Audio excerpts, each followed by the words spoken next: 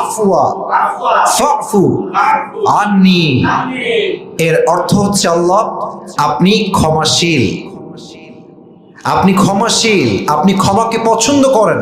ফাফু আন্নি, so please forgive my sins, Allah আপনি আমাকেও ক্ষমা করে দেন। পড়েন সবাই আমিন।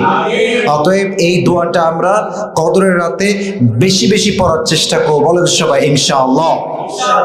3 নম্বর আমলটা হচ্ছে রাত্রি জাগরণ এবং তাহাজ্জুদ। আই রিপিট अगेन, রাত্রি জাগরণ এবং তাহাজ্জুদ। হাদিসে এসেছে আল্লাহর হাবিব সাল্লাল্লাহু আলাইহি ওয়াসাল্লাম শেষ 10 দিনে অন্য 10 দিনের চাইতে, অর্থাৎ প্রথম 10 দিন এবং দ্বিতীয় 10 দিন এর চাইতে আল্লাহর হাবিব সর্বশেষ যে 10 দিনে থাকে এই 10 দিনে তিনি সবচেয়ে বেশি রাত্রি জাগরণ করতেন এবং এই শেষ 10 দিনে তিনি আমলের প্রতি, ইবাদতের প্রতি আরো বেশি মনোযোগী হতেন। সুবহানাল্লাহ পড়বেন না আপনারা সবাই?